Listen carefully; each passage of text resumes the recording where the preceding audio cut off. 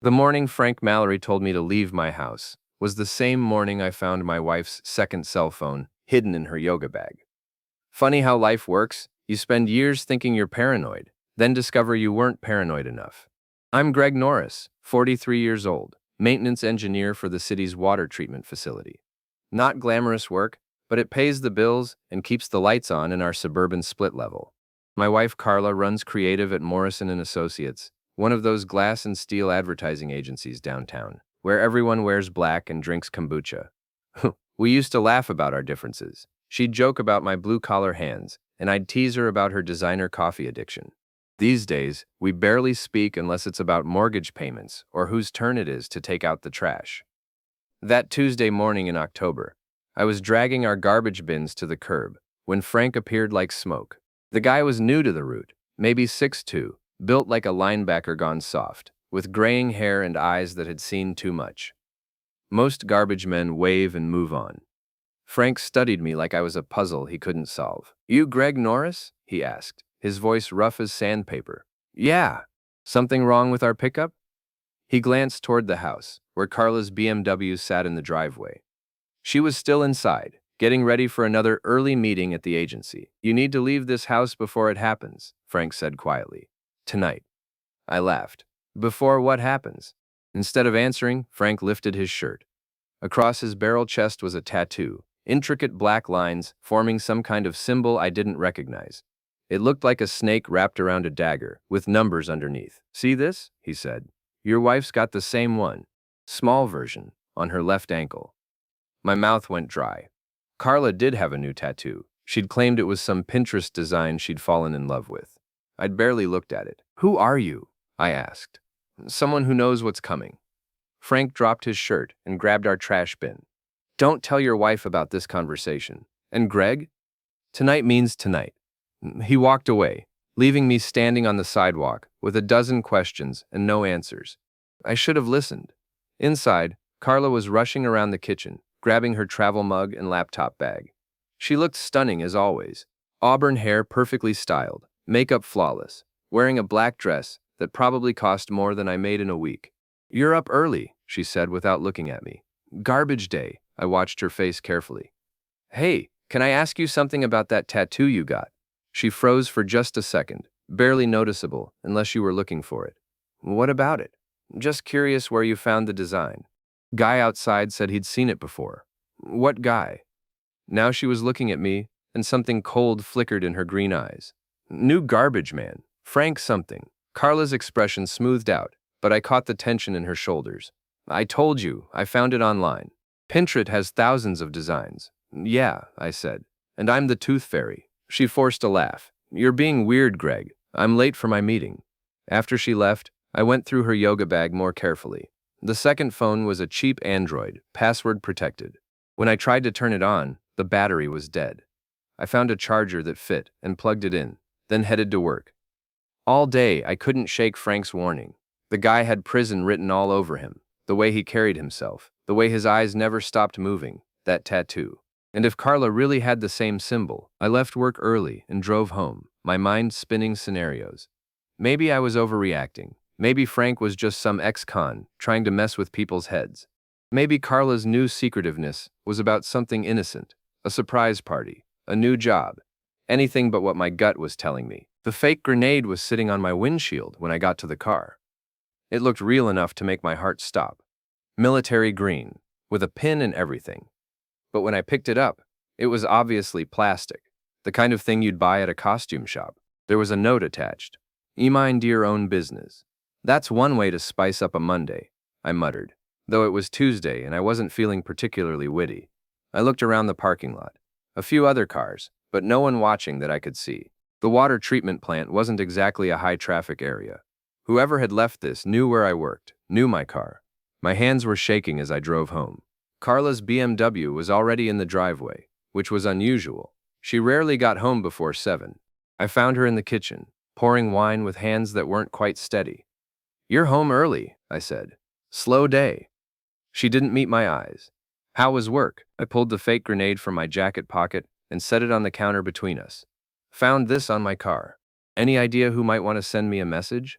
Carla stared at the thing like it might explode. What is that? A conversation starter. I kept my voice level, along with a note telling me to mind my own business. Now, what business might that be, Carla? How would I know? But her voice had gone up half an octave. Maybe it has something to do with matching tattoos? Or second cell phones hidden in yoga bags? The wine glass slipped from her hand and shattered on the kitchen floor. Red wine spread across the white tiles like blood. I don't know what you're talking about, she said, but we both knew she was lying. That night, I barely slept. Every sound made me jump. The house settling, the neighbor's cat on the fence, the wind rattling windows. Around 3 a.m., I got up and checked all the locks, then sat in the living room with a baseball bat across my knees. Frank had said tonight. What exactly was supposed to happen tonight? Nothing did. But the next morning, everything changed. I was leaving the hardware store Wednesday evening when they jumped me. 3 guys in hoodies, faces covered, moving like they'd done this before. The parking lot was nearly empty, just my pickup truck and a few other vehicles under the flickering streetlights. "Hey," one of them called out. "You Greg Norris?" I should have run. Instead, I stopped and turned around like an idiot. "Yeah. Do I know you?" The first punch caught me in the stomach, doubling me over. The second one hit my kidney, sending fire up my spine. I went down hard on the asphalt, tasting blood. "Stay away from Carla's business," one of them whispered, his voice muffled by the hoodie. "This is your only warning." They kicked me a few more times, ribs, back, legs, then melted away into the darkness. I lay there for maybe 10 minutes, inventory my damage. Nothing broken, but I'd be feeling it for weeks. A couple found me and called an ambulance. The EMTs wanted to take me to the hospital, but I convinced them I was fine, just bruised ribs and wounded pride. They cleaned up the cuts and sent me home with advice to see a doctor if the pain got worse. Carla was waiting when I walked through the front door, moving like an old man. "Jesus, Greg, what happened?" "Got mugged in the hardware store parking lot." I watched her face carefully. 3 guys. They seemed to know my name. "Did you call the police?" "Not yet. Figured I'd clean up first." She helped me to the bathroom, and for a moment it felt like old times. Her hands gentle as she cleaned the cut on my forehead, her voice soft with concern. But I caught her looking at me in the mirror with an expression I couldn't read. "Maybe you should stay home tomorrow," she said. "Maybe I should figure out who wants me beaten up." Her hands stilled. "What do you mean?" "They mentioned your name, Carla. Said to stay away from your business." "What business would that be?" "I have no idea." But she was lying again, and we both knew it. The next morning, I called in sick and drove to the hospital anyway. Not for my ribs, for the security footage. I knew the parking lot had cameras, and I wanted to see if I could identify my attackers. The security guard was sympathetic but unhelpful. "Footage gets wiped every 72 hours, unless there's a police report. You want to file one?" I was considering it when I saw him. Vincent the 500th Amato, walking through the hospital lobby like he owned the place. Tall, athletic, wearing an expensive suit and a smile that made my skin crawl. I'd seen him before, at Carla's office Christmas party last year. He'd introduced himself as a consultant, but something about him had set my teeth on edge. Now he was here, at the hospital where I'd been treated for a beating. That couldn't be coincidence. Our eyes met across the lobby. His smile widened, and he gave me a little wave before disappearing through the exit. I followed him outside, but he was already getting into a black Mercedes with tinted windows. As he drove away, I memorized the license plate. Back home, I did some research. Vincent Vindamato had a record: assault, extortion, suspected ties to organized crime.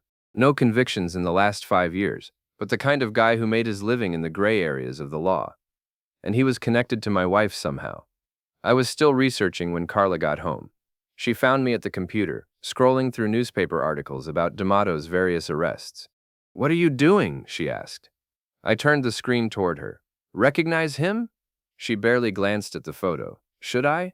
Vincent the 500th Amato. Vin to his friends. Ring any bells?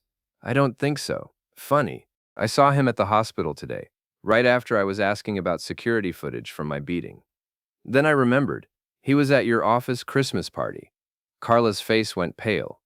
Lots of people were at that party, but not lots of people have criminal records for assault and extortion. You're being paranoid, Greg. Am I? Because yesterday 3 guys who knew my name beat the hell out of me and told me to stay away from your business. Today, a known criminal shows up at the same hospital where I was treated.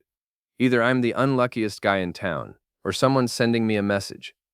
Carla sat down heavily in the chair across from me. For a moment, I thought she might actually tell me the truth. Instead, she said, "Maybe we should go to the police. Maybe we should. But first, maybe you should tell me what kind of business you're really in." "I work at an advertising agency, Greg. You know that." "Do I? Because lately you're working a lot of nights, taking a lot of private calls, and hanging around with guys who have rap sheets." I don't. She stood up abruptly. "I can't do this right now. I'm going to Sierra's." Sierra Lane was Carla's best friend and biggest enabler. If Carla was hiding something, Sierra would know about it. "Running away won't solve this," I called after her. "Neither will your paranoid accusations," she shot back, grabbing her purse and keys. After she left, I sat in the quiet house and tried to make sense of everything.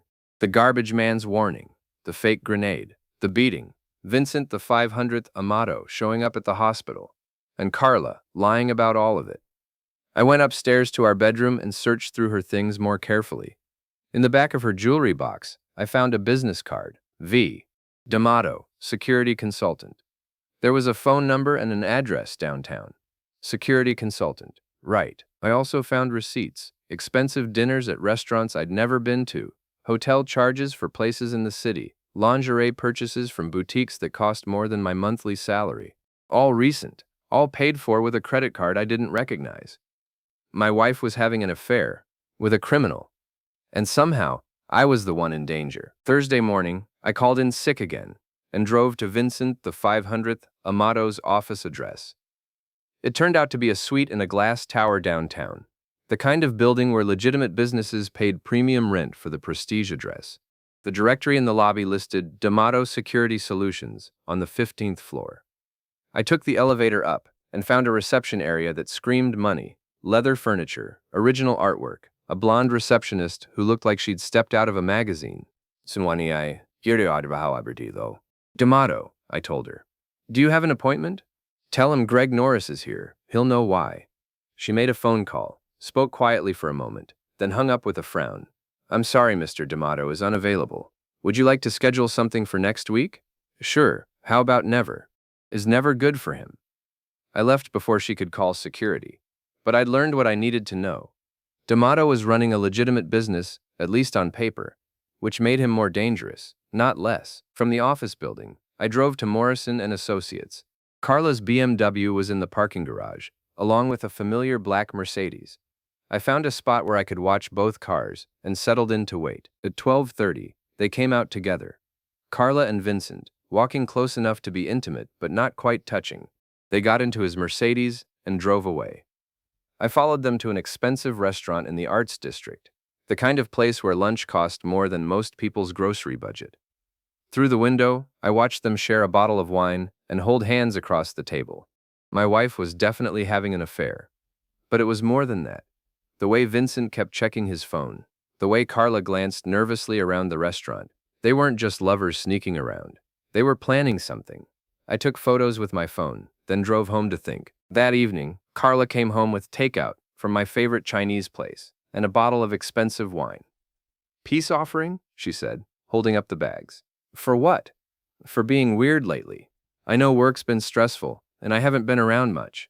We ate dinner like a normal couple, talking about safe topics, the weather, the neighbor's new fence, a movie she wanted to see. But I kept watching her face, looking for tells. "How was lunch today?" I asked casually. "Lunch? Yeah, you left the office around 12:30. Figured you might have gone somewhere nice." She took a sip of wine, buying time. "Just grabbed a sandwich. Why?" "Just curious. You've been eating out a lot lately." "Have I?" I pulled out my phone and showed her the photos I'd taken at the restaurant. Carla and Vincent, holding hands, looking very much like lovers. The color drained from her face. "Greg, I can explain. Can you? Because this looks pretty clear to me. It's not what you think." "Really?" "Because it looks like my wife having lunch with a known criminal. A criminal who showed up at the hospital after I got beaten up by guys who mentioned your name." Carla set down her wine glass and looked me straight in the eye. "Vincent isn't a criminal. He's a security consultant. With a rap sheet. That was years ago. He's legitimate now." "And you're what? Helping him with his image? Is that why you're holding hands and sharing wine?" She was quiet for a long moment. Then, I'm in love with him. The words hit me like a physical blow. I'd suspected it, but hearing her say it out loud was different. How long? I asked. 6 months. And the plan is what? You leave me for him? It's complicated. Complicated how? Another long pause. Vincent has some business interests that require discretion. What kind of business interests? I can't tell you that. Can't or won't. Both. I stood up from the table. Let me see if I understand this. You're having an affair with a guy who has criminal connections. I get beaten up and threatened to stay away from your business. And now you're telling me it's complicated, but you can't explain why. Greg, are you in some kind of trouble? Because if you are, we can figure this out. But you have to tell me the truth.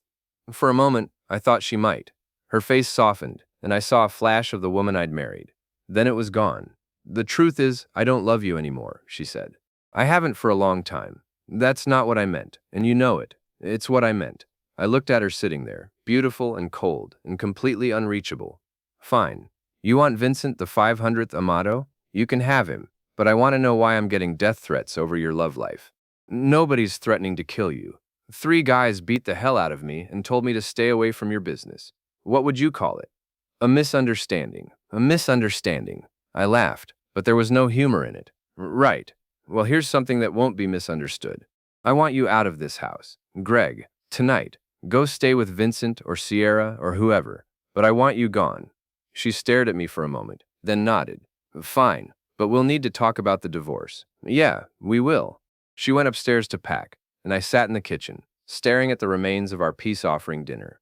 20 years of marriage, ending with takeout containers and accusations, but I was done being the victim in whatever game they were playing. It was time to start playing back.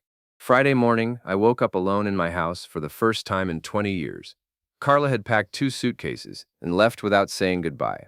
Her car was gone from the driveway, leaving an oil stain on the concrete like a bruise. I made coffee and sat at the kitchen table, planning my next move. If my wife was mixed up with criminals, I needed to know exactly what I was dealing with. And if Vincent the 500th Amato thought he could have me beaten up without consequences, he was about to learn otherwise. My first stop was the public library, where I spent 3 hours researching everything I could find about Vincent the 500th Amato and his security consulting business. What I learned wasn't encouraging. D'Amato Security Solutions was a legitimate company, but it specialized in what the business world politely called problem resolution. Companies hired them to deal with union disputes, activist protests, and other situations where traditional security wasn't enough. Reading between the lines, they were professional intimidators. Vincent himself had been arrested multiple times, but never convicted of anything serious. The charges were always dropped or pleaded down to misdemeanors. Either he was very lucky or very well connected. From the library, I drove to the Dropout, a bar in my neighborhood, where the bartender Darla knew everyone's business. If there were rumors about Vincent the 500th Amato or my wife, she'd have heard them. Greg, she called out when I walked in. Heard you got roughed up the other night. You okay? Word travels fast. Honey, in this neighborhood, everything travels fast. What happened? I ordered a beer and gave her the sanitized version. 3 guys jumped me in a parking lot. Probably random. Random my ass, Darla said. Nobody gets jumped random anymore. It's always about something. Money, women, or business. What if it's about all 3? She leaned closer, lowering her voice. You asking hypothetically, or you got something specific in mind?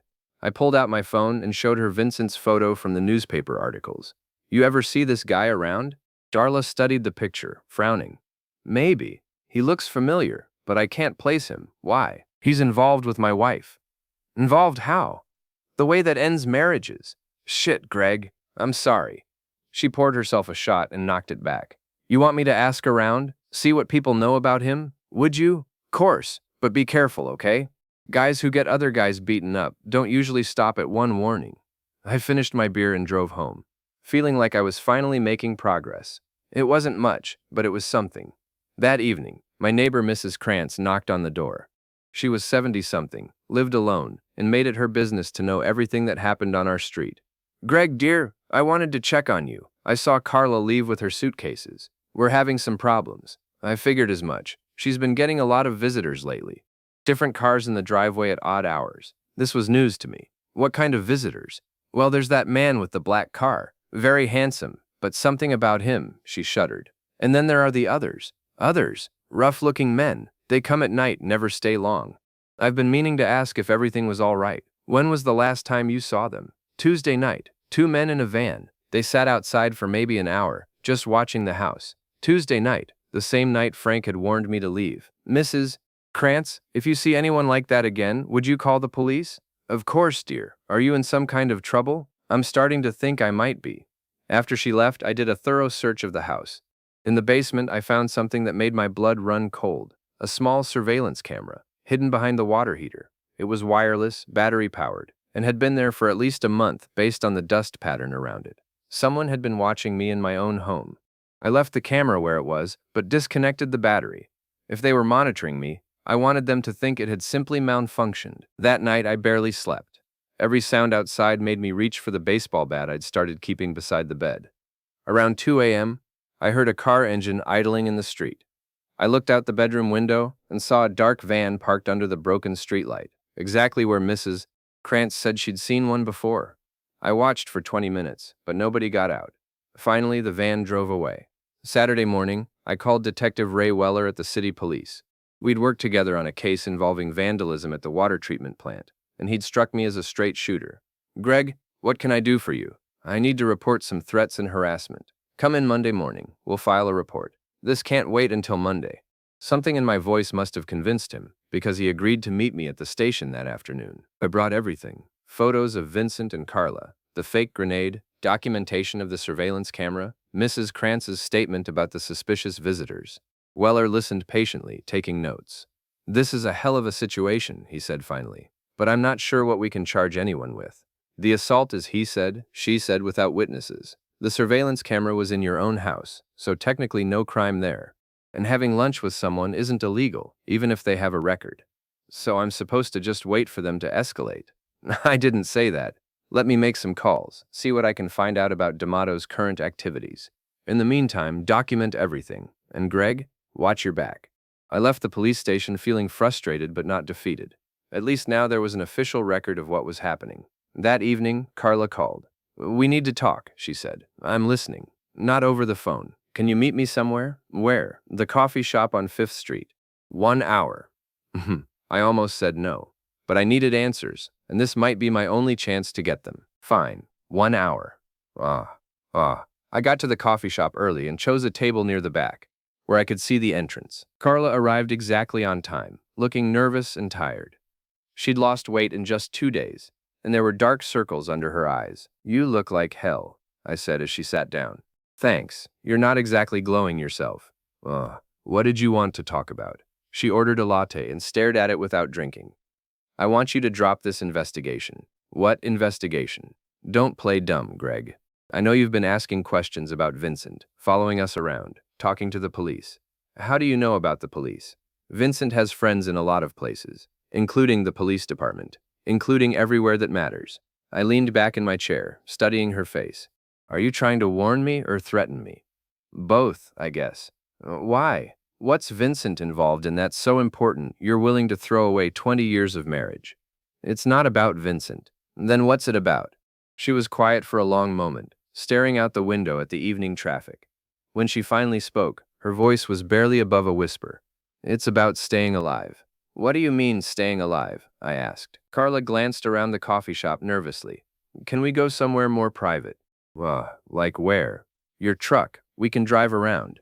I didn't like the idea of being alone with her in a confined space, but I needed to hear what she had to say. We left the coffee shop and got into my pickup. Drive toward the industrial district, she said.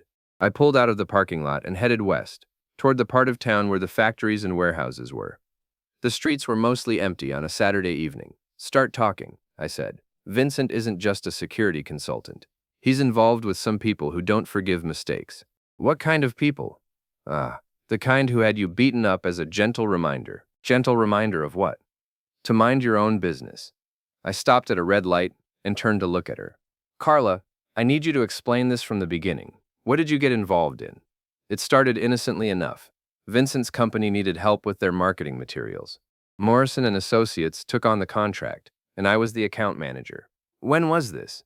About 8 months ago. Vincent and I started working together, and one thing led to another. You had an affair. Yes, But it wasn't just about the sex, Greg. Vincent made me feel alive again. Important, like I mattered. The light turned green, and I drove through the intersection. Go on. After we'd been seeing each other for a few weeks, Vincent told me about his other business interests. Import/export, he called it. What kind of imports and exports? The kind that don't go through customs. My stomach dropped. Drugs? Among other things. Jesus Christ, Carla. It wasn't supposed to involve me directly. I was just helping with the legitimate side of his business. But then one of his shipments got intercepted by the DEA. When? Last month. Vincent lost a lot of money. And worse, he lost credibility with his partners. They blamed him for being careless. What does this have to do with me? Vincent told them he was being watched, that someone was asking questions, making him nervous. He mentioned your name. I pulled over to the side of the road and put the truck in park. He what? He told them you were suspicious of him, that you might cause problems. They decided to send you a message. The beating. Yes. And the surveillance camera in my basement? That was Vincent's idea. He wanted to make sure you weren't gathering evidence. I sat in the driver's seat, trying to process what she was telling me. My wife had gotten involved with drug dealers, and I was paying the price for her poor judgment. Why didn't you just leave him? I asked. When you found out what he was really involved in. Because by then it was too late. I knew too much. Vincent said his partners would never let me walk away. So you decided to throw me under the bus instead? I tried to protect you. I told Vincent you weren't a threat, that you were just being a jealous husband. Apparently he didn't believe you. No. And now things are getting worse. Worse how? The DEA is investigating Vincent's business. They've been asking questions, following people. Vincent thinks someone's cooperating with them. Someone like who? Someone like you. I stared at her. I haven't talked to the DEA. I know that. But Vincent doesn't believe me anymore. He thinks you're working with law enforcement. Because I went to the police about getting beaten up? Because you went to the police at all? A car drove past us slowly, and Carla ducked down in her seat. Who was that? I asked. I don't know. Maybe nobody. I'm just paranoid now. Carla, we need to go to the authorities. Tell them everything you know about Vincent's operation. I can't do that. Why not? Because then I'll definitely end up dead, and so will you. We're going to end up dead anyway if we don't do something. Maybe, but at least this way we have a chance. I started the truck and pulled back onto the road. Where do you want me to drop you off? I'm staying at Sierra's apartment. Does Sierra know about all this? Some of it. She knows I'm having an affair, but not about the rest. We drove in silence for a few minutes. Then Carla said, Greg, I'm sorry. I never wanted you to get hurt. But you were willing to let it happen to save yourself. Yes. At least she was being honest. I dropped her off at Sierra's building and watched her walk to the entrance. She looked back once, and for a moment I saw the woman I'd married 20 years ago. Then she disappeared inside, and I drove home alone. Sunday morning, I was drinking coffee and trying to figure out my next move when someone knocked on my front door. I looked through the peephole and saw Frank, the garbage man, standing on my porch. I opened the door. It's Sunday, no pickup today.